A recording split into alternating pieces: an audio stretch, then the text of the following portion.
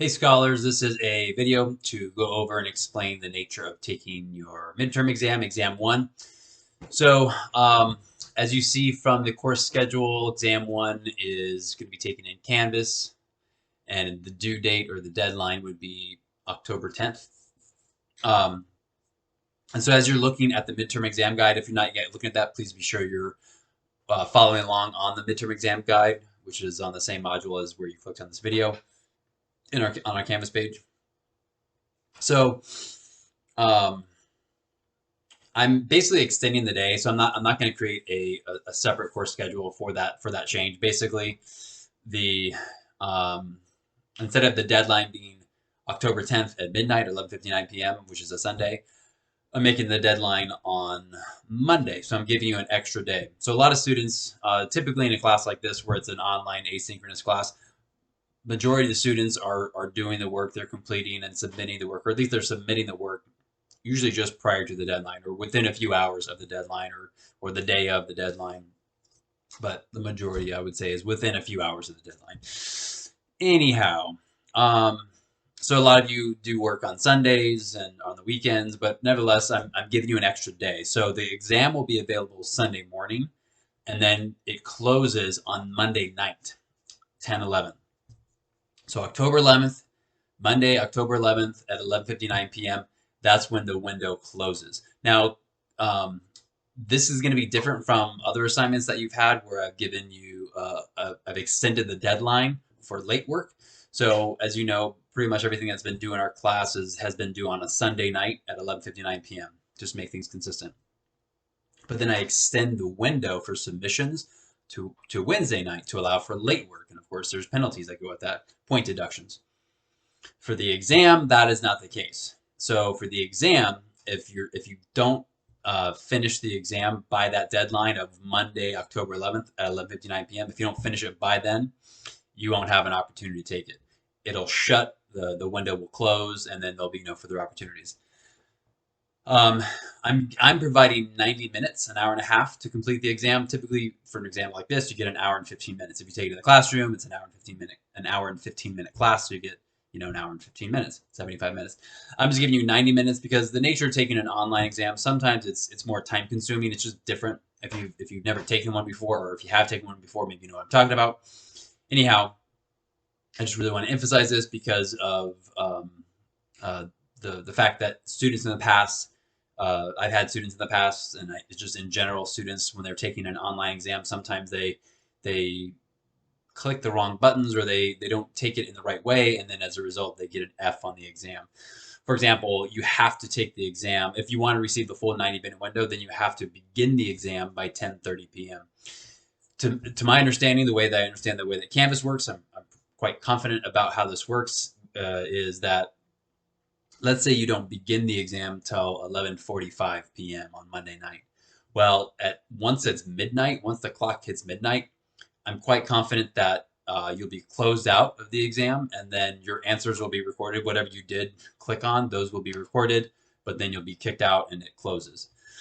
So please make sure you plan accordingly so that way you're not doing that. Once you click Start Attempt, the timer counts down.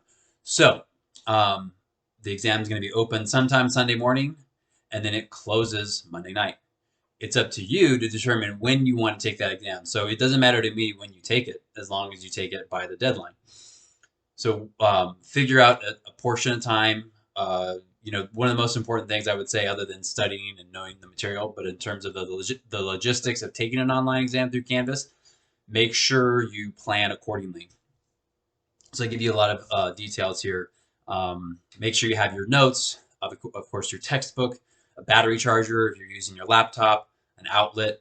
Make sure you're in a place that has a very good, reliable. Make sure you're using a reliable computer with a stable internet connection, in a location that promotes an ideal distraction-free learning environment. Like, don't take this at a Starbucks or a coffee shop or somewhere where it's noisy, somewhere where you're going to get interrupted. Oftentimes, maybe you live in a place where there's like little kids wandering around. I would say don't take it with little kids running around, because they might click a button and then it submits your work and you're like, oh my gosh, little Johnny, I can't believe you did that. Bad news for you, right? So make sure you plan accordingly.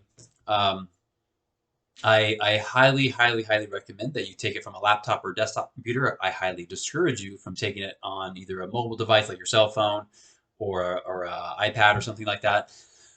I have had students in the past who said like, oh my gosh, I was taking the exam on my phone and all of a sudden something went wrong and yada yada yada. But then it was too late, and then they got in that case it was like a low F because they didn't have enough time, and it's an online class, it's asynchronous. Anyways, I think I made my point. Plan accordingly. Um,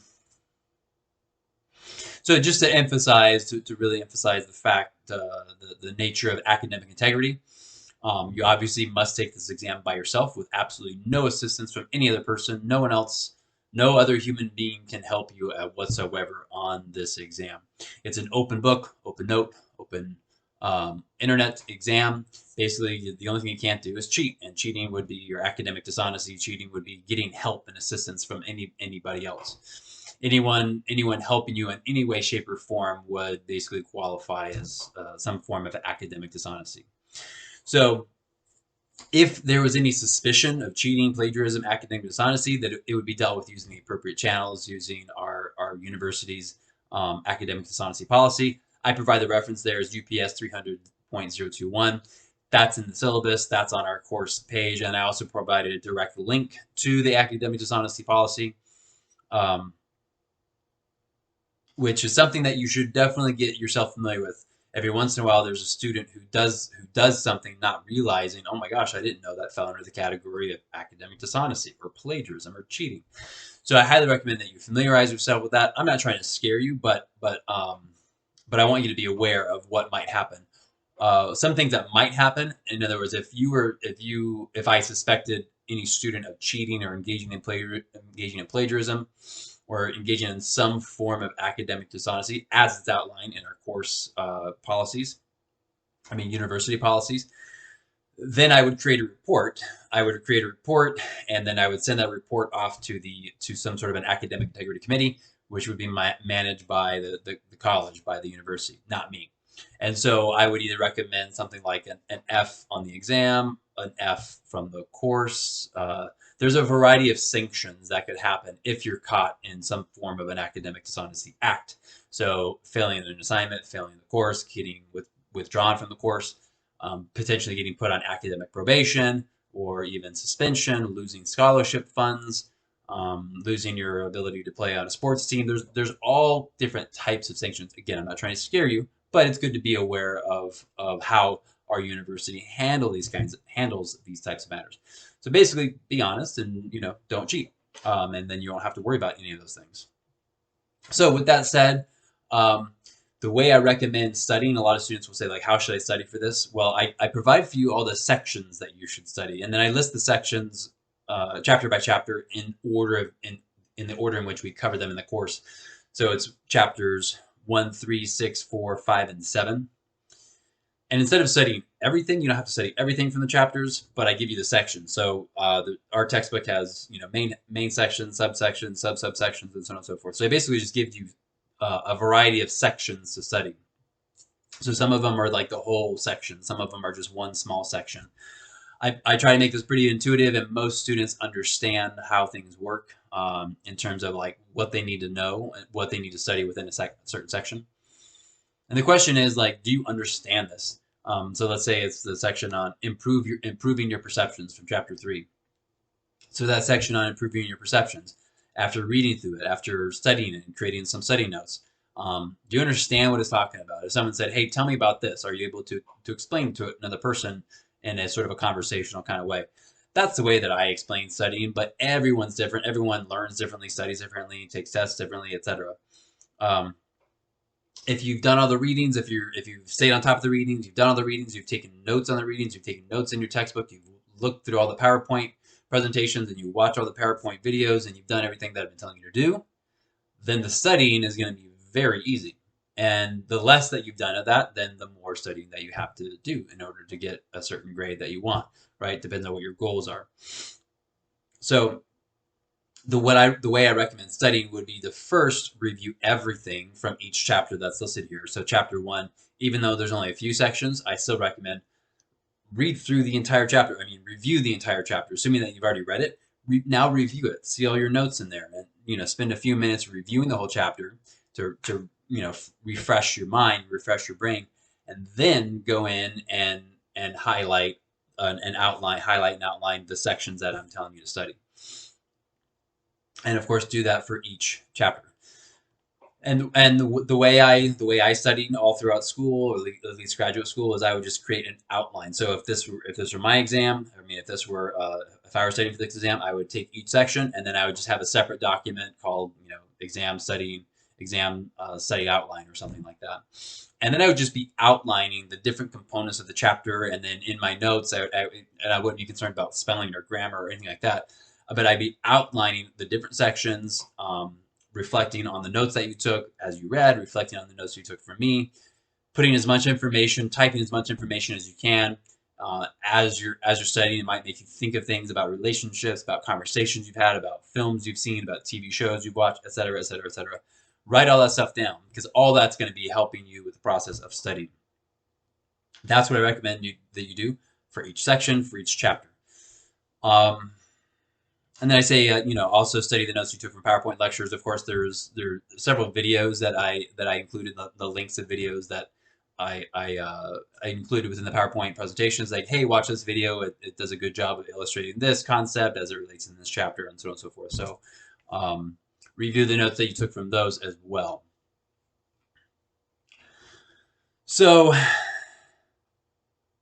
that's about it. That's about all you need to know. I say you have 90 minutes to take the exam. Most students on an exam like this, most students are taking anywhere from like 30 minutes to an hour. I mean, it's just everyone's a different test taker. So, 90 minutes is more than enough time.